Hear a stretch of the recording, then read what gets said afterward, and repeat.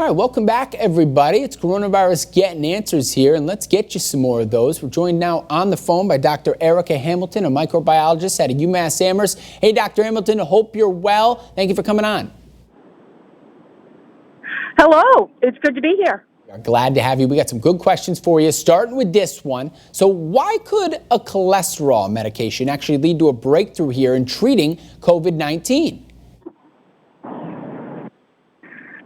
So doctors and researchers at Mount Sinai Medical Center in New York and the Hebrew University in Jerusalem have been working together to figure out a way of slowing or stopping COVID-19. A lot of people have been doing this.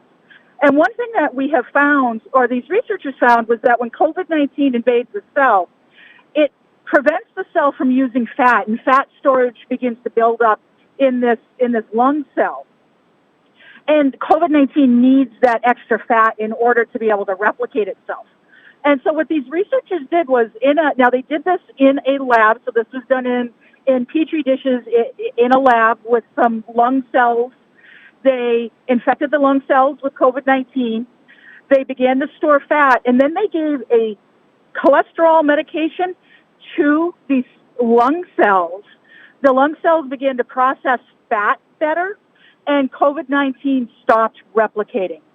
So that's interesting news. The work will be published in a peer-reviewed journal next week, so other people can take a look at it. But that's some great news that there may be this way of a drug that already exists of being able to slow or even stop COVID-19 from functioning in the body. Yeah, let's stop it right in its tracks. That's very encouraging news. So we really look forward to seeing that peer-reviewed study and talking with you more about it. So one thing we've been talking about is the phases of the results in these vaccines. So speaking of the phase 3 vaccine trials, how long until we actually hear some news on the 30,000 people who try these things?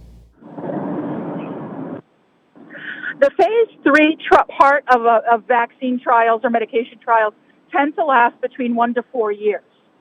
And they enroll between 300 and 3,000 people in them. Obviously, we don't have that kind of time on our hands, so the researchers are compressing the timeline from this 1 to 4 years to about 6 months.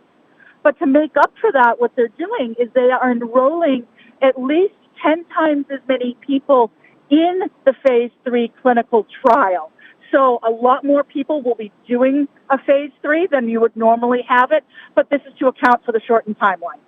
Very interesting there. Yeah, just give us a greater field to take a look at. So what precautions might need to be taken then if, let's say, I'm caring for a loved one who has COVID-19, they're in the house? The CDC has a long list of things that you can do to take precautions for this, but basically it boils down to keeping the sick person away from everybody else as much as possible. If you have a spare bedroom or a spare bathroom that they can use, that's preferable.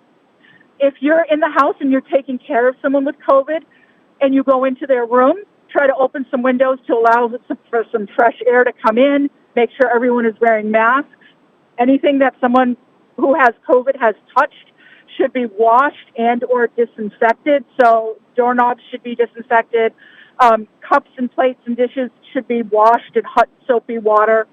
And then any caretakers should be monitoring their own health. And at the first sign of any COVID symptoms, you should call your physician.